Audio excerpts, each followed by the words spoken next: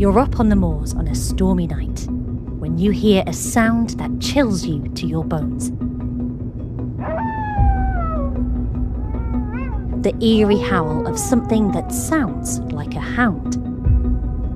Over the hills you catch a glimpse of a creature moving towards you. Huge, black heckles up, eyes red and mouth frothing.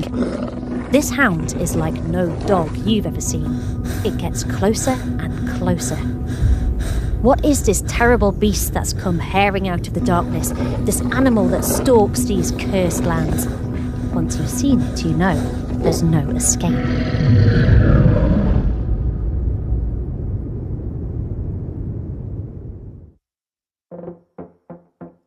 Hello and welcome to the first ever episode of Beastly History with me, Michelle Douglas, wildlife producer and natural history superfan. We'll be investigating the most thrilling and strange stories to happen when people and the wild meet. So buckle up for Britain's ghostly dogs, the real inspiration behind Arthur Conan Doyle's The Hound of the Baskervilles.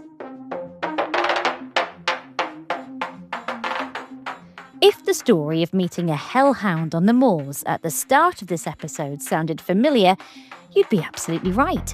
We're talking about one of the most famous novels ever written by one of the most famous authors, The Hound of the Baskervilles by Sir Arthur Conan Doyle. But of course, the canonised story is based on something much older, deeper and weirder. Brits' obsession with the scary supernatural side of our beloved pet dogs. And in this episode, we'll travel to the turn of the 20th century to uncover the story about how Sir Arthur Conan Doyle came to write his classic based on the strange legends of Dartmoor's hellhounds, and how Doyle made a big decision about his famous invention, Sherlock Holmes, that would define the rest of his career. And we'll be joined by dark heritage expert Romany Reagan to help us unravel the history, psychology and lore of our fear of demonic hounds. 1901, Norfolk, UK. Arthur Ignatius Conan Doyle is enjoying some rest and relaxation on a mini holiday with a friend. Doyle's taken a break from writing for a few days and he's enjoyed plenty of sleep and golfing on the trip so far. But right now, Doyle's on the alert because his companion is telling him something that's making his curious, creative mind whir with excitement. His friend is a young man called Bertram Fletcher Robinson. Doyle and Robinson met on a boat on the way home from the Boer War and have been friends ever since. Right now, Robinson is telling Doyle all about the strange myths and legends he used to hear growing up near Dartmoor in Devon. The thing that's really getting Doyle's attention is a spine-tingling tale of a terrifying beast with a ghastly howl said to stalk the moors at night, a kind of demonic dog. A phantom hound prowling the moors and striking terror into the locals' hearts. Now, that could make for an interesting plot. Doyle's companion, Bertram Fletcher Robinson, who's telling him all this juicy stuff about ghostly dogs, is a keen young journalist who's written prolifically for all sorts of publications. It would be a huge coup for Robinson to get to work with Doyle on a fiction like this. Arthur Conan Doyle himself is already an established and very successful author. The Scotsman is known for being extremely energetic and curious and throws himself tirelessly into his pursuits. Doyle was born in Edinburgh to an artistic middle-class family, but his father struggled with alcohol and severe psychiatric problems, and Doyle's childhood was a turbulent one. Doyle later moved to London, where he worked as a surgeon before he decided to pursue creative writing. And there's one creation that made him rich and famous: his adventures of Sherlock Holmes. People simply can't get enough of the clever and eccentric detective. We're joined by Dr Romany Reagan, here to help us investigate the meaning behind Britain's ghostly dog obsession and how it came to influence Sir Arthur Conan Doyle. Hello, Romany. How are you? Hello. Yeah, doing really well. I start by asking Romany about the man himself. What's going on with Doyle at this point in his life and career? Who is this guy? What's his character? And what's he doing at this point?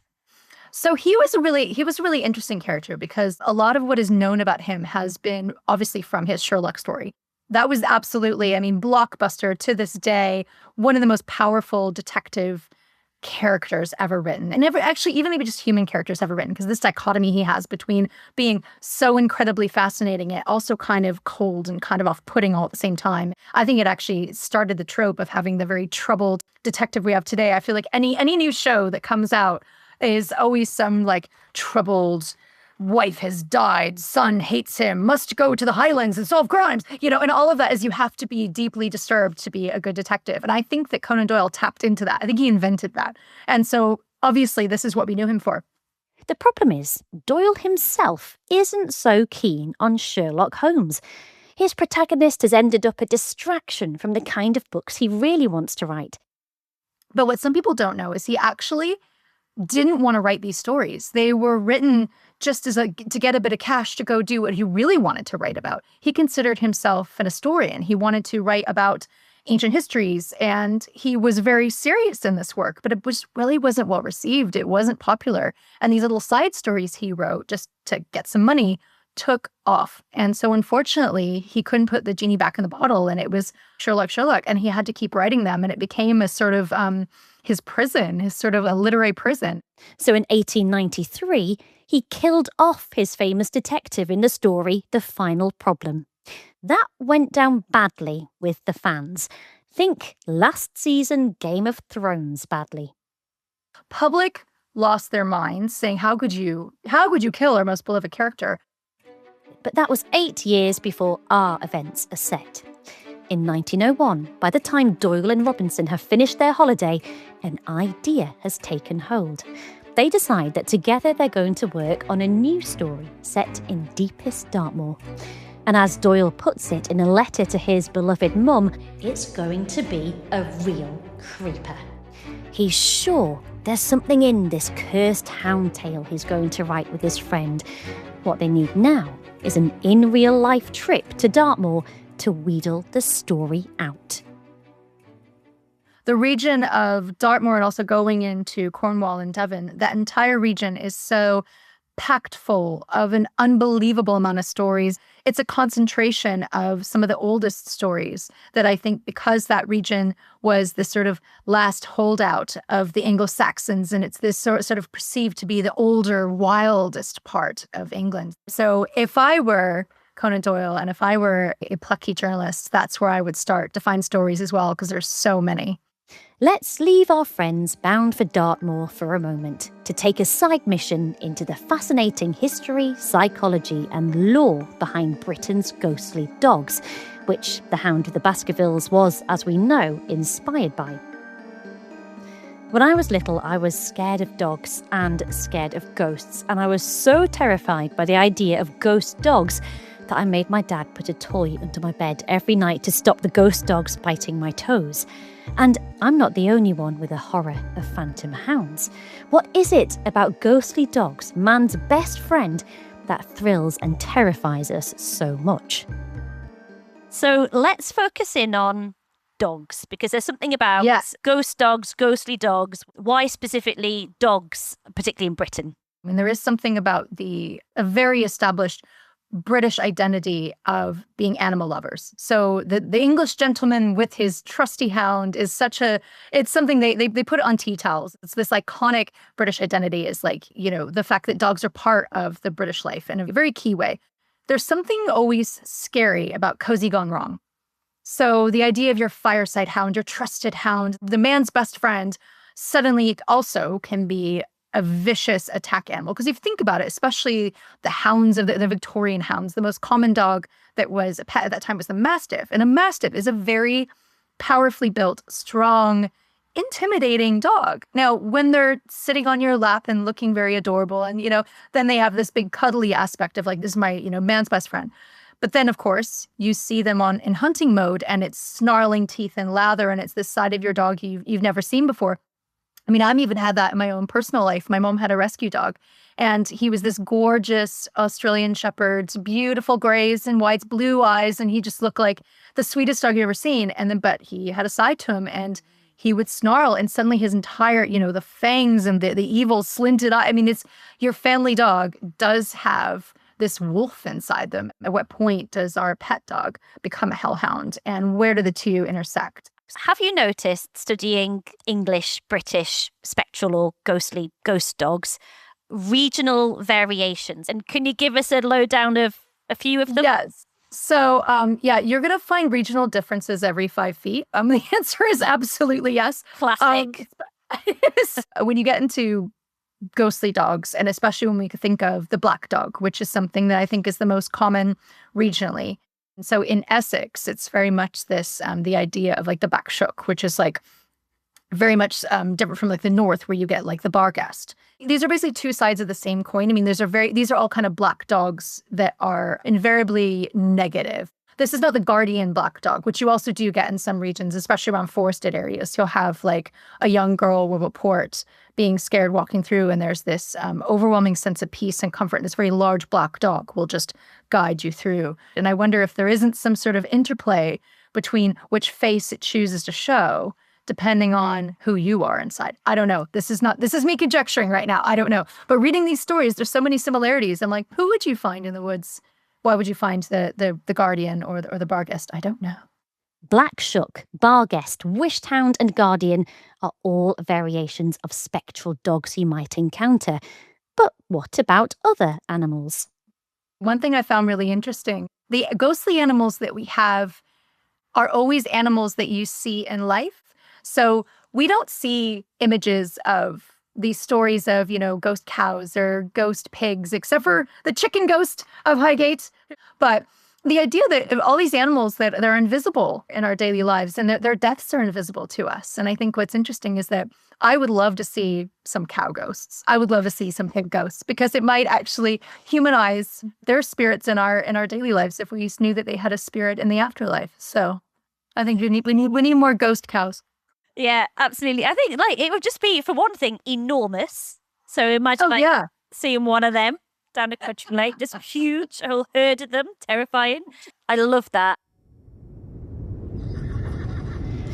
Arriving in Dartmoor very much on the trail of ghostly dogs, not ghostly chickens, cows, pigs, squirrels or any other critter for their creeper story, Arthur Conan Doyle and journalist Bertram Fletcher Robinson begin touring around the sites by carriage. The landscape, so different from the much tamer Surrey where Doyle lives now, instantly captures the writer's imagination. In a letter to his mum, he reports, "We did 14 miles over the moor today and are now pleasantly weary. It is a great place, very sad and wild, dotted with the dwellings of prehistoric man, strange monoliths and huts and graves." One of the sites famous with locals in Dartmoor is a 17th century grave in the village of Baskervilles. This tomb has been fitted with bars across it, reportedly to keep the spirit of its inhabitant from escaping. Because the body inside is of a man with a fearful reputation, said to terrorise the area, both in life and death. We can't be totally sure, but it's very likely Doyle drew heavily on this local legend for his Hound of the Baskervilles story. In the 17th century, there really was a man, a squire called Richard Cabell. There are few reliable sources telling us what he was really like, but fair to say this man was unpopular. In fact, he had a diabolical reputation. There are stories, although hard to verify, about his wicked deeds. One story suggests he chased and attacked a young woman on the moors one night. Another suggests he may have murdered his wife, although this is disproven since the records show his wife actually died after Cabell did. And there are tales of him being a cruel landowner, hated and feared by the locals. Richard Cabell died in 1677 and was buried in a sepulchre in the cemetery in the village of Baskervilles. But Cabell's death wasn't the last the villagers heard of him. A local folk story rose up soon after the night Cabell was laid to rest, that a pack of demonic hounds came over the moors to bay at his tomb. These supernatural dogs are large, grisly, black beasts with wild eyes and foaming mouths. Their howls can be heard across the moors at night. From that night on, Cabell's ghost could be found leading this phantom pack of hounds across the moors on a hunt, especially on the anniversary of his death. Other times, the phantom hounds are believed to prowl around his grave, howling. When Doyle and Robinson hear this story, Doyle has the central conceit to his tale. It will be set on the moors, centering around a legend of a demonic hound and an old family curse. He even has a title for his story. Bertram Fletcher Robinson's family employs a driver called Harry Baskerville. That name, thinks Doyle, has a ring to it. The ever-energetic Doyle is an astonishingly quick writer. He turns his work around at galloping pace. But there are some challenges in the way of getting his story, The Hound of the Baskervilles, ready to publish.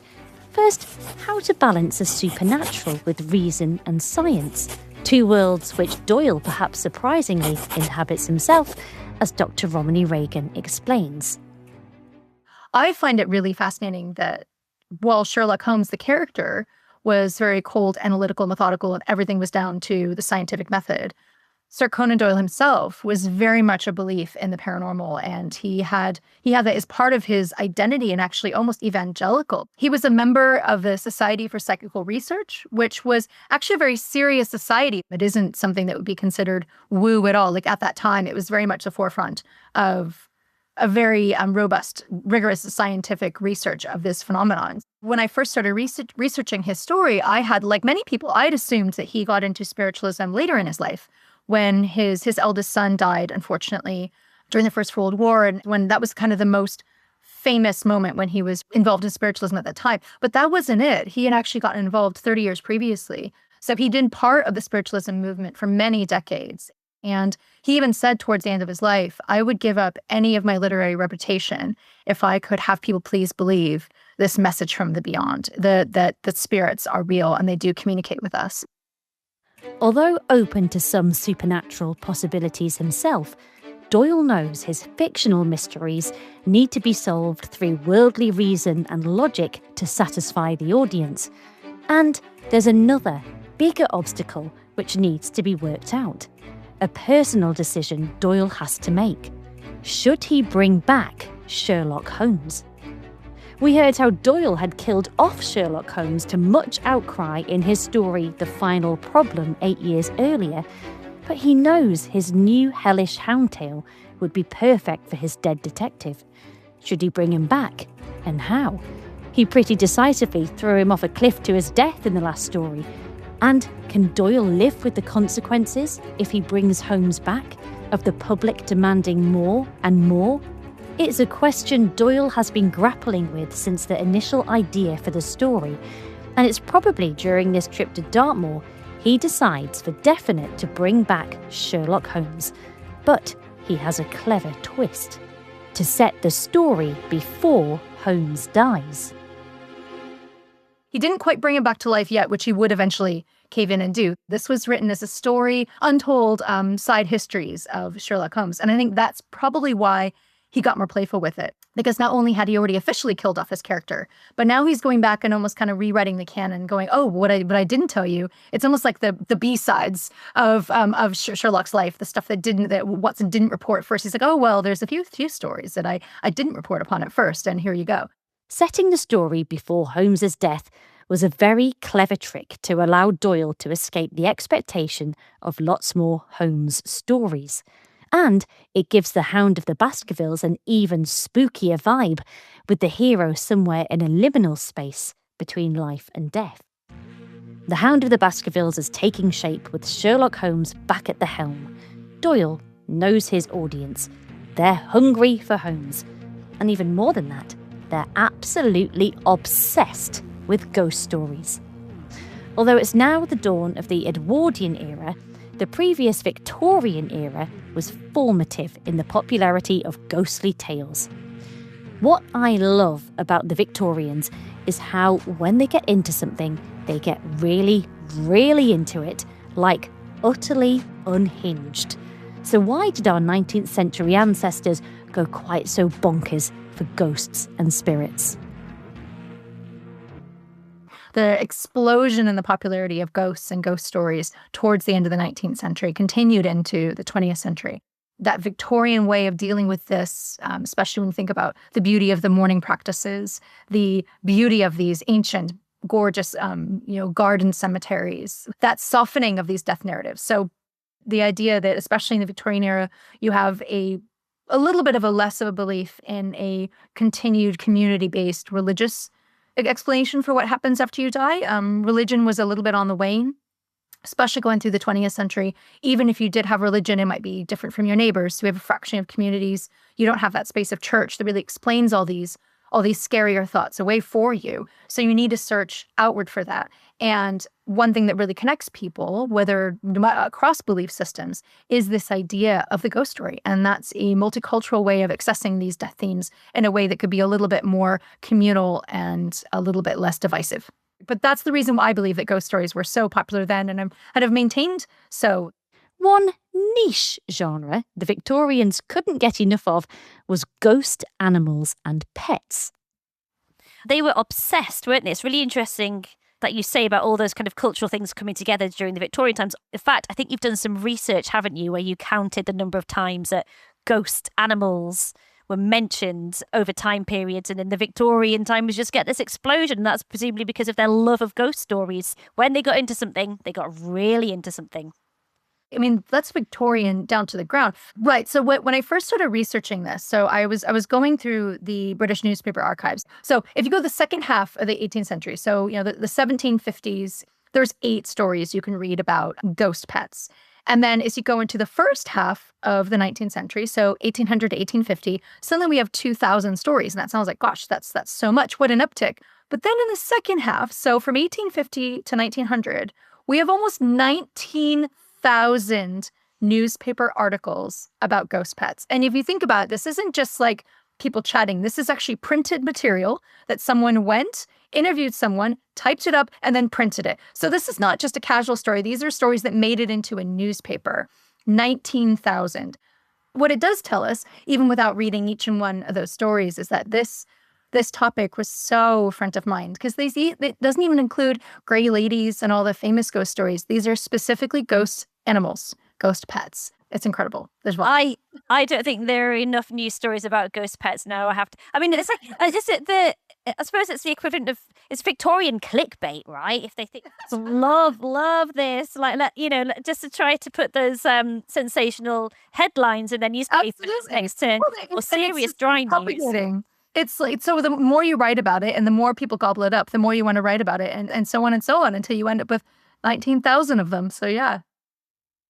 You may have noticed it's Doyle writing the story solo. So what happened to Bertram Fletcher Robinson, the keen young journalist who gave Doyle the idea of a ghostly hound and showed him around his hometown? Somehow, the idea of writing a book together doesn't quite come off, and it's Doyle, the more prolific of the two, who ends up writing the story. We're not exactly sure what happened. In the end, Robinson will get a credit in the book and a royalty fee. Robinson has a few more successful years earning a living as a writer and a journalist on his own, before a strange twist in his own story. Unknown to our heroes in 1901, Robinson would die a few years later at the age of just 36. His sudden death will take on a strange lore of its own, with some people sure it must be related to an ancient Egyptian curse from his time working at the British Museum. But that's another story. Right now, in 1901, The Hound of the Baskervilles is about to be published as a serial in the Strand magazine. How will the, return of Sherlock Holmes be received? I think Conan Doyle himself allowed himself to go a little bit off script with his Sherlock stories, because usually they're very analytical. There really isn't a lot of mystery or whimsy in them. And this one, of course, is filled with the dark, with the mystery, with the location of Dartmoor. It's not urban. There's so many things about it that are unique.